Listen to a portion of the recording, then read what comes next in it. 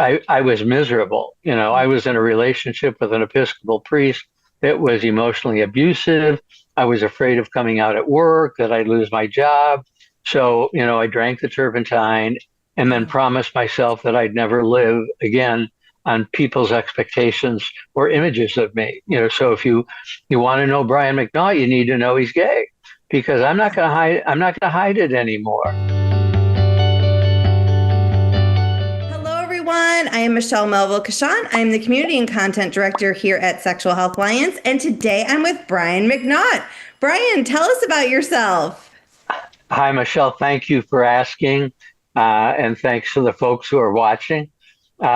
I'm 77, but I spent 51 years as an educator on lesbian, gay, bisexual, transgender issues all over the world.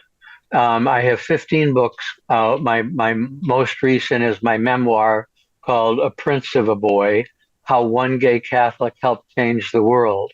And it's a great book. I mean, you would love it. It's also available as an audiobook. So the story, I was born a middle child, so you know that I'm a caretaker, middle child of an Irish Catholic family, 16 years of Catholic education. I was a conscientious objector to the war in Vietnam, and the Selective Service allowed me to spend my service. You have to do something if you're not going to. So for 2 years, I worked at the Michigan Catholic, which is the newspaper of the Archdiocese of Detroit. I was actually there 4 years total, and I had a weekly column. And I had a large following of people my age. And I was one of those, big on every issue, women's rights, black rights, Gray Panthers, anti-Vietnam, a cause, I was in it. So it was, and before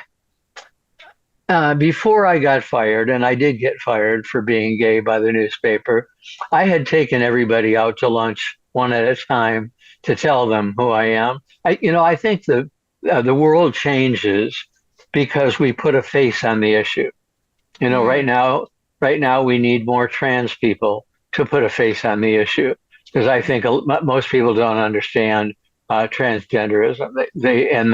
So they don't know how to respond to it. I'm an educator on that issue, and I was the first person to speak in a corporation on gay issues. And I created an 8-hour workshop that was first initiated at Belcor, which was a research firm for the Atlantic bells, all the baby bells. And then after a while, I got a phone call from Bell Labs saying, "We hear you do this workshop, but you do it for us." Yeah, and then AT&T, and then Hewlett Packard, and then Motorola. There are like 60 or 70 corporations and federal agencies that I've spoken to, 8 hours, 4 hours, 2 hours, 1 hour. They all told me how much time I had to squeeze my life story into. But right.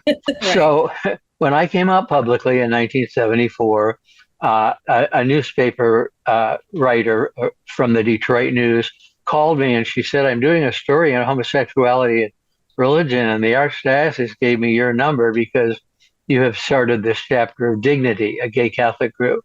So she was a friend of mine and I hadn't come out yet. So she said, "Will you do this interview?" And I said, "Yes." So the article appeared on Saturday. On Monday, no one was talking to me in the whole building. No one. No breakfast hellos, no coffee, no donuts, nothing. And the editor called me into the office and she said, "We're dropping your column." And I said, "Why?" And she said, "Because all our advertisers and all our priests who, bring in a copy for every parishioner, they've all called to say they're going to cancel the subscriptions if we don't do something about you." You got to remember, this is 1974. Right. And the first group I spoke to was a Bible study group at a house.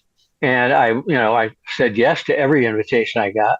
So and without money, I didn't ask for money. So I knocked on the door, and the host woman came saying, she said, "Brian, you're welcome here, but we need to let you know that the lady in the green blazer says she's going to throw up when you walk in the room."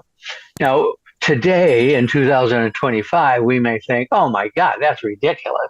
Yeah. Where was the woman from? She can't be American." Yeah. But Right. we have to remember that no one knew any gay people in Yeah. Yeah. 1974, and I turned out to be great, and because I was well educated, middle class, wore a blazer, Yeah. at the time was good looking, funny, and so and you know what I found out, Michelle? I brought all kinds of facts with me, and all of these, the Ford and Beach study that say that homosexuality exists in every species of mammal. Evelyn Hooker's study that compared gay men and straight men, and they both came out equal in terms of their ability, to deal with emotions, etc. Yeah. And and the American Psychiatric Association removing homosexuality. This all happened at that time. Yeah. So I used to throw out all these facts, even the misinterpretation of the Bible. But I realized real quickly that people weren't interested in facts. They were interested in what is a homosexual. So I was invited to speak at over 200 colleges and universities, Wow. Catholic and non-Catholic, all over the country. And in the beginning, I would do, my facts, and I realized they didn't perk up until I started telling them my story. Because, Yeah. and yes, and telling my story, I need to share this with you, and I've shared it in a lot of my books. I sat on an airplane after having done a couple workshops for AT&T, I think it was. We lived in Atlanta at the time. We live in Fort Lauderdale area now. But I was heading home to Atlanta. I was so tired. And this guy sitting next to me said, "Hi, what, you heading home?" I said, "Yeah." He said, "Oh, yeah, me too." He said, I said, "Oh, what do you do for work?" And he said, "Well, I'm known, I guess I'm the best known uh, Christian in the workplace teacher. I received one of President Bush's 1,000 Point of Light Award. I've been featured in Inc. magazine and Fortune magazine." He said, "What about you? What do you do for work?"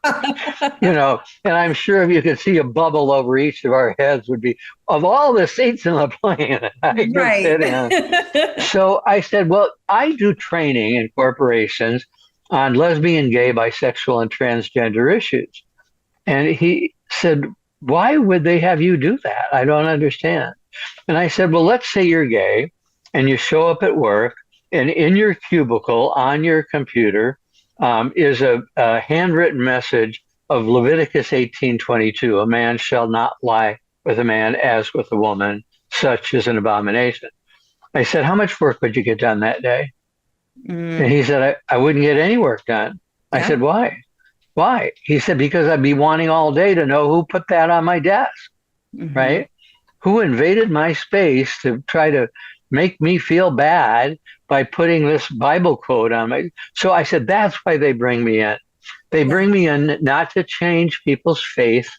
They bring me in. That's one of the first things I would say to people. I'm not here to change your faith, but I'm Right. here to change your perspective and your behavior and attitudes towards lesbian, gay, bisexual, transgender issues." And so this guy said, "Well, I don't know any gay people." I said, "You don't?" I said, "I think you do, but you Yeah. just don't know you know them, right?" So Right. he said, "Well, what do you do in this workshop?" I told him. He said, "Well, why don't you tell me about yourself?" And so I said, "Okay." Yeah. Because he could have been reading a book. He could have decided he didn't want to talk at all. But Right. he was asking these questions. I told him my life story. I told him how I drank a bottle of turpentine, when I was 24 years old, because I was miserable. I was in a relationship with an Episcopal priest that was emotionally abusive. I was afraid of coming out at work, that I'd lose my job. So, I drank the turpentine, had my stomach pumped, and then Yeah. promised myself that I'd never live again on people's expectations or images of me. So if you want to know Brian McNaught, you need to know he's gay, because I'm not going to hide it anymore. And Yeah. so he'd ask questions. Well, have you ever had sex with a woman? Yes. And I had to work very hard to have an erect. He said, Yeah. oh, because he said I had no interest in it. And so he said, well, did you have girlfriends? Yes, from kindergarten up through college. I had great girlfriends, and we were great dancers, and very funny, and people wanted us around. I said, but I wasn't attracted to them. And, Yeah. towards the end of college, people wanted to know, well, are we a couple or aren't we a couple? And so I backed off, and I told them about being fired, and I told them about the death threats that I got as a result of coming out. And the plane landed. And I told him about Ray. Ray and I have been together for 49 years.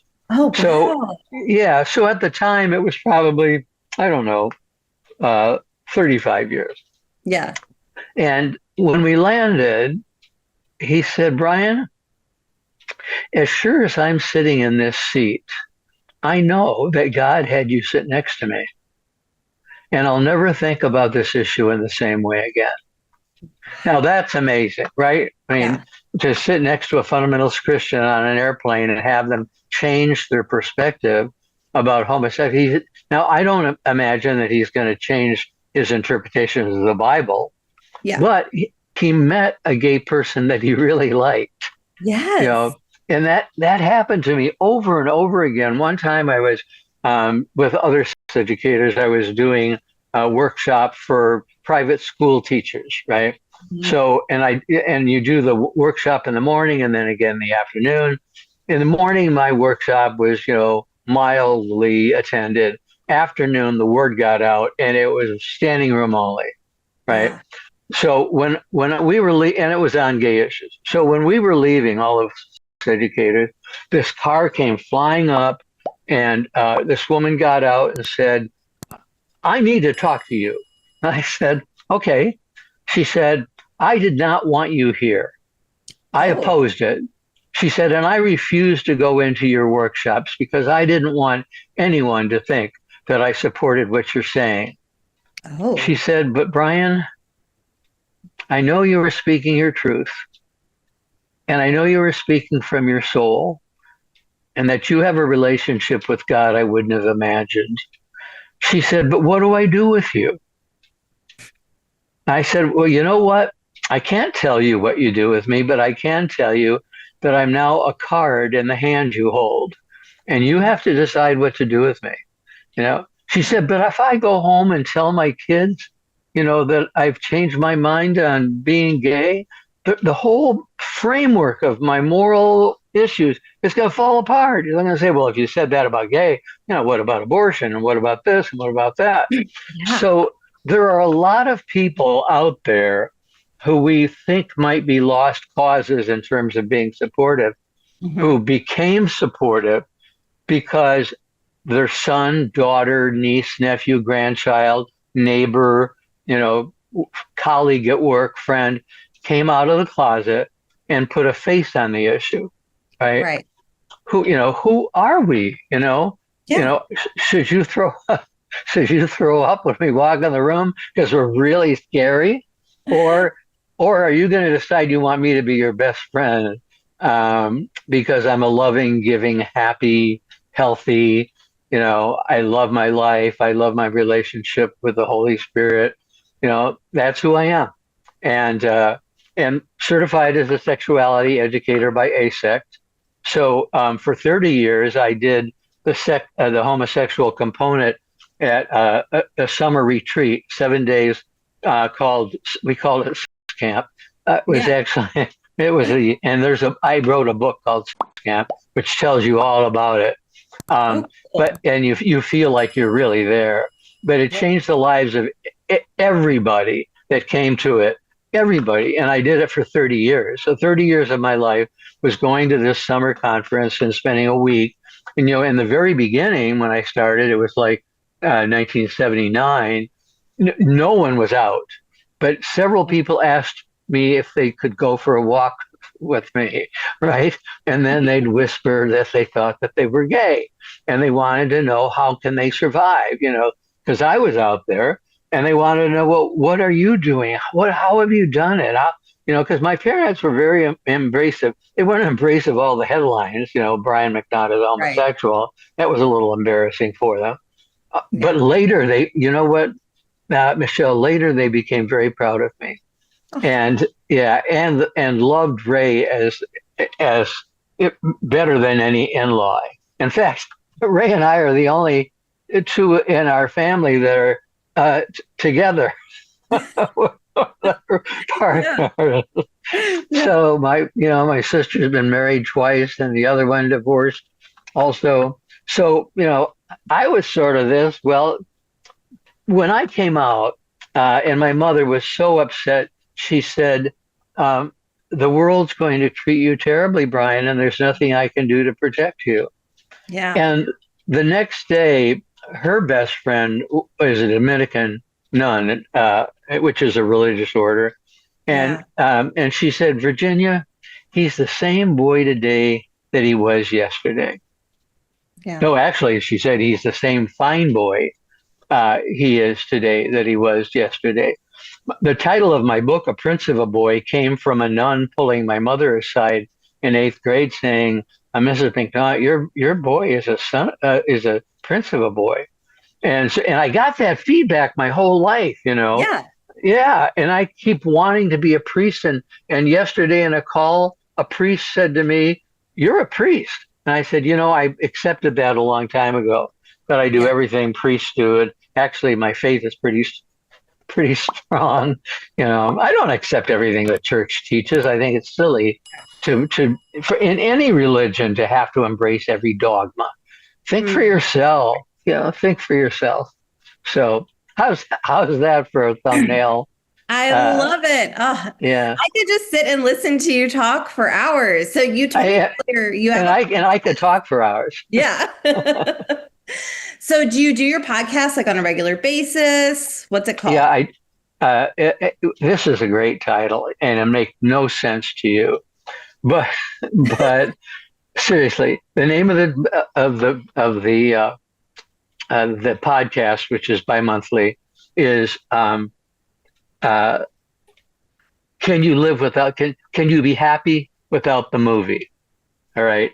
Now Mhm. Joe's not going to remember this, but Joe Kort one time told me, because he's from Detroit also. He Mhm. he said, uh, "Brian, I've got to be on Oprah. It is so important to me. I've got a book, and everyone's told me what will happen if I'm on Oprah. It has to happen." I said, "Joe, no, no." I said, okay, let's pretend that it did happen. You've got an invitation to speak on Oprah Winfrey, and you're in the green room, but the area that they call, the waiting room. Basically, you're next, Yeah. and you're daydreaming, and you think about how all the shows you're going to be on it, all the books you're going to write, and then somebody's going to want you to write your own story, and then somebody's going to want to make a movie out of it, and you're at the Oscars, and they call your name to come down and get the Oscar for best script from your life story. And then the technician opens the door of the green room and says, "I'm sorry, we're going to have to reschedule you. Oprah ran over in the last segment." So, are you happy without the movie? Yeah. What do you need in your life to make you happy? And Right. and be careful about that. Don't don't Hmm. want things that are not good for you or are impossible, right? I want to be the president of the United States. Well, good for you. What other dreams do you have? Right. Right. So, are you happy without the movie? And my co-host is a straight woman, born in the U.S. but raised in Zimbabwe. She's clairvoyant, and an energy guide, Yeah. and she's very popular. And a friend put us in touch, and we talked, and she said, "We need to talk every week." So I said, "Well, if we're going to talk, why don't we record it? Because maybe Yeah. somebody will want to listen to it." so then we had guests on. Joe was on it, and it's a lovely. We start off with one topic and then cover 40. We just jump wherever we want to go, unless we have a guest who we want there to talk to us about a certain issue. Next week we have a gay Catholic theologian who's going to talk to us about how do you interpret the Pope's statement that only a man and woman can marry, and what do you do with that, and how do you find support elsewhere? So it's something to look forward to. So anyway, that's my podcast. I also write a column in Out South Florida. I wrote a column in the gay press for 12 years. What happened was, right after they fired me and dropped my column, I heard from a gay newspaper saying, well, you wrote a column for them, will you write a column for us? And I said, yes. I say yes to the universe. If the universe offers you an opportunity, say yes. So that's how I ended up with 7 DVDs, 3 of which were shown on PBS across the country repeatedly. So all of these gay people will tell me, Brian, you helped me come out. I watched your video in the basement, without my folks there, and I thought, oh my God, that Carson Kressley's name? He was on Queer Eye for the Straight Guy, the original one. He was. You don't need to know him, but he was on TV for a long time. But he told everybody that when I was brought to his college, and he heard me speak, he came out because he thought if he can be proud and happy with who he is, so can I. Right? And that's happened to me repeated times, that people will shock me by telling me they were in a class that I spoke to, right? Or, a large audience in a university audience. I spoke to 2,000 fraternity and sorority members at UCLA, right? So, and they sat in the back bleacher, like 100 bleachers. So a friend said, well, you should have said, well, the gay people stay where you are and the straight people move forward. You'd have this rush like cattle to the front of the room or the auditorium. And then shortly after, I spoke at UC Berkeley, and it was packed. And the person whispered to me as I was heading on stage, we didn't tell them what you're talking about. Oh, surprise. So okay. I'm glad to be told that, at least, so that I can, understand where they're at, and say that I understand that you don't know what this topic was going to be. So you're really lucky. Right. Because you're gonna have some fun with me. And I promise you that you're gonna leave happier than you walked in. And so that's what I do. I'm fast on my feet, and I was speaking at Los Alamos. That it's a secret research lab in I think Arizona. But I was speaking, and all the lights went out. Oh. And people didn't know to leave or what, and I kept talking. Yeah. And I said, now you know how most heterosexuals what they know about gay issues. It's totally dark. So, right. Totally dark. So the lights are going to come on, and we're going to keep going. And the lights came on, and we kept going. But using things that happen at that moment, use it for your own purposes, right? The lights went out. So at one time in San Francisco, a homeless person got up before I was able to get up, and he was scary. I mean, he was tall, and he was black, and he had this big coat on, and he said, "I have in my pocket," and everyone was like, "Oh shit." Can we say shit? Yeah, we can say shit. Don't say it. Okay, good. I said, everyone thought, "Oh my God." And he said, "And what I have is a prescription that I don't have the money to fill." Oh. So I got up, and he said, "All I need is $20." So I got up, gave him $20, walked him to the door with my arm around him. And then I came back and I said, how did you feel there? Did any of you feel prepared for what just happened? And they all shook their head no. And I said, the same is true with homosexuality.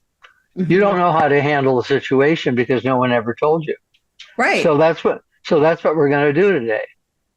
So you use what God, the universe, love presents you as a teaching tool, and people start nodding their heads and they laugh in recognition that, you made a point there. That was good. So, well, that is a fabulous tip. We have a lot of educators in our audience. So our audience is therapists, educators, counselors, coaches, and we're always looking for like little tips and takeaways like for our educators. And I love that so much. Well, secondly, make eye contact with everybody.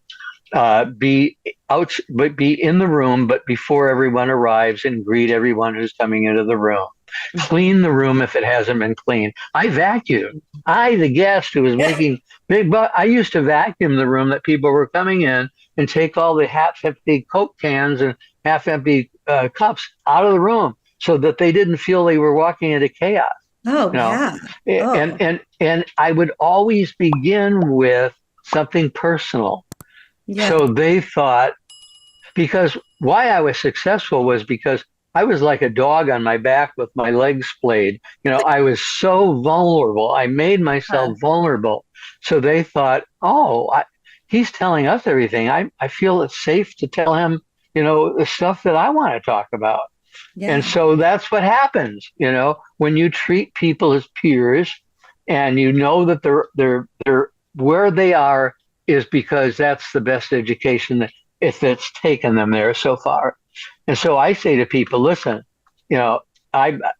somebody came up to me after my early workshop and said, do you know, Brian, that you're the only diversity trainer that hasn't walked into the room and guilt tripped us? On black issues, every person in the room was told you're racist. And on women's issues, the person started off with, all of you are sexist. Right? Yeah. Now, I believe that's true. I believe that we all are racist. Even people of color are racist, right? And we're all sexist because we grew up in a society that valued male over female. That's sexism, right? So this is about making you understand a topic you might not have had the opportunity to learn about. Now, it doesn't have to be about homosexuality, but what I say to an audience is, you are where you are because this is the education you've gotten so far. And so let's take a step further, Let's do this together. We're going to take a step further. You're going to get to know me, and I'm going to give you the facts about things that you don't understand. And at the end, I promise you that you're going to leave happier than when you walked in. Oh, I love that so much. Yeah. All right. For everyone watching, if you would like to hear more from Brian, please join us for our online weekend event, Smart Love and Pride of Sides, featuring Dr. Joe Kort and other expert presenters like Brian. You can get tickets by checking out our website at sexualhealthalliance.com or viewing more in the description below. Brian, it was so lovely to talk to you. Thank you for being here with us today. Thanks, Michelle. It was fun talking to you too. Thank you. Bye, everyone. Thank you for watching our video with Brian McNaught. If you love sexual health education, please subscribe to our channel and like this video. If you enroll as a student with Sexual Health Alliance, you could get this weekend for free. Do us a favor and share this video with someone who might benefit from this information. This is such an important topic, and your support really helps us reach more people with important sexual health information. If you're passionate about this space, we know you'll enjoy these videos, so check them out, and remember, you are sexceptional.